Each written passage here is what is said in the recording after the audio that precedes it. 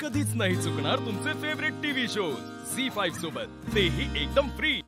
माझी मालन ग तुझ्या अधिपती तू आलेस होय? काय कुणासाठी आणलाय चहा? हो यांच्यासाठी आणलाय. अरे वा, चांगलं लाड चाललंय बायकोच. या आता एका मागणं एक आमच्यासाठी एवढ्या चांगल्या चांगल्या गोष्टी करतात, मग यांचा लाड करायला नको आम्ही? हा वय वय. थांब थांब तुझ्यासाठी मी आणतो थांब. हा रे नग नग, आत्ताच भुईसंग झालाय माझा, उगाच पित्त वाढते. तर माझ्या हातचा चहा पिऊन लगेच तुझं पित्त वाढाले होय?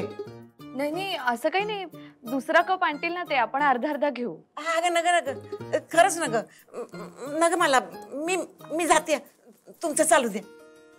हो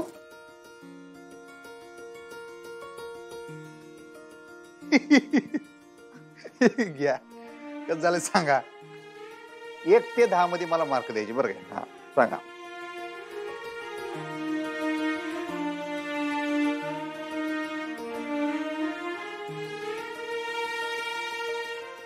किती मार्क?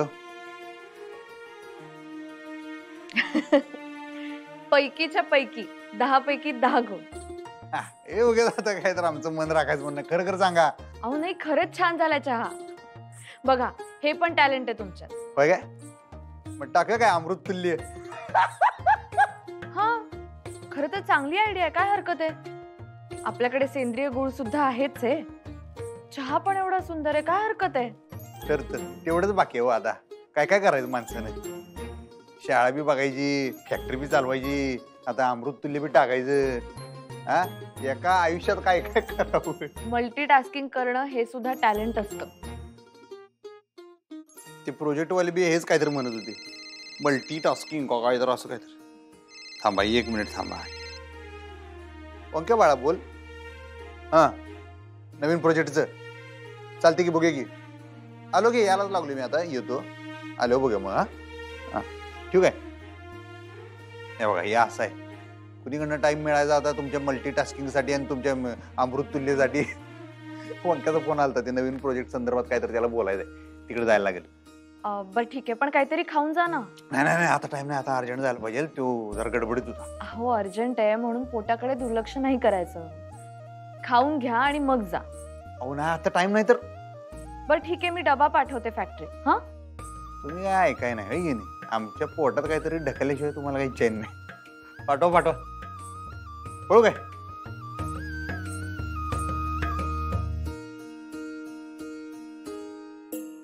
ताई अगं पुढं काही कळलं का ग? म्हणजे काही खबर आली का?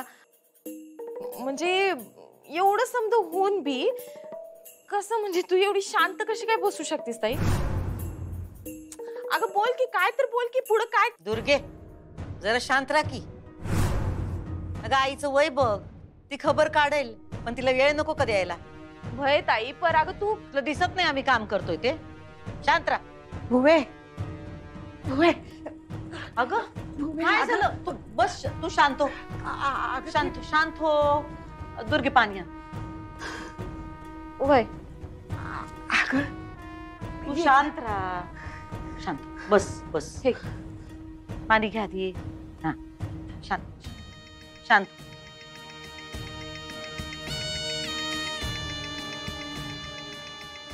भुवे अगं एक तर मला असला काय गोष्टी करायची सवय नाही बघ. म्हणजे काय झालं माहितीये, मी सुनबाईकडे गेली होती माहिती काढाया. म्हणजे तिला मी विचारत होते, तोवर तिथं अधिपती आला. मला काय सुधरणार आज काय बोलायचं ते. म्हणजे त्याच्या पुढं मी काय बोलले असते तर त्याला संशय आला असता ना व. म्हणून म्हणून मी घाबरले ना व, बाकी काय नाही. अगं आई तू कशापायी टेन्शन घेतेस? हा तू असं टेन्शन घेतलंस तुझ्या चेहऱ्यावर दिसणार आणि लोकांना कळणार ना, ते त्यांना संशय येणार. त्यामुळं अधिपती नसतानाच तू तिकडे जा. हा अगं तेव्हा तो तिथं नव्हताच, म्हणताना मी गेले होते ना व. अगं तू नंतर आला. अगं हो, पण ते फॅक्टरी जातील का नाही? हा तेव्हा तू जा सुनबाईंकडं आणि विचार त्यांना. हा ठीक आहे, तू आता शांत हो, शांत हो.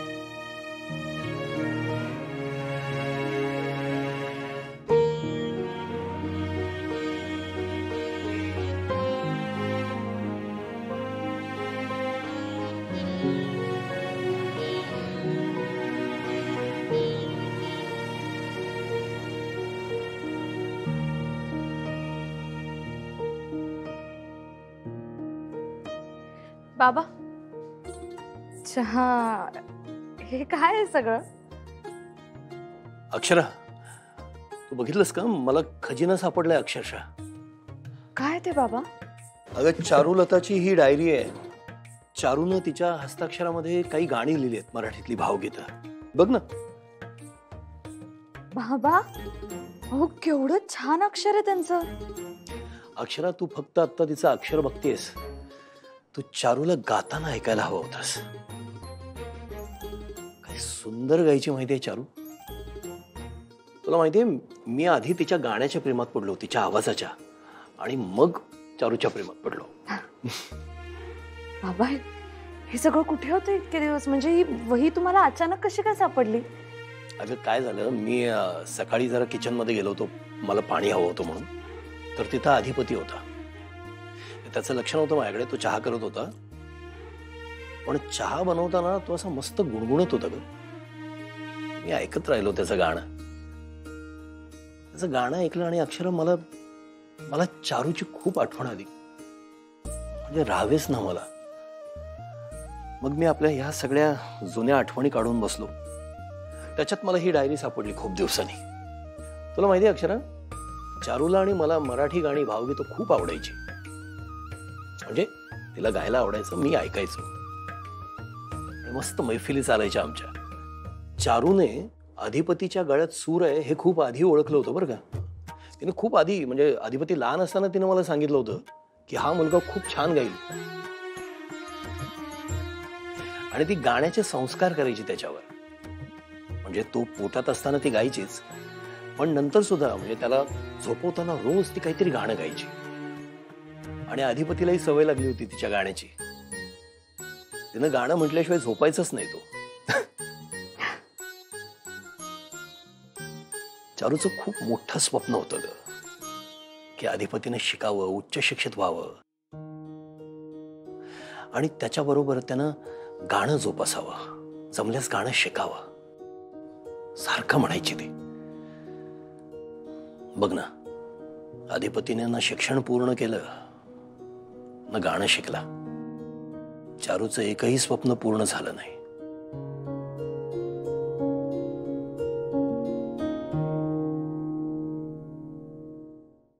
झी5 ॲप डाउनलोड करा आणि पहा सर्व एपिसोड्स एकदम फ्री.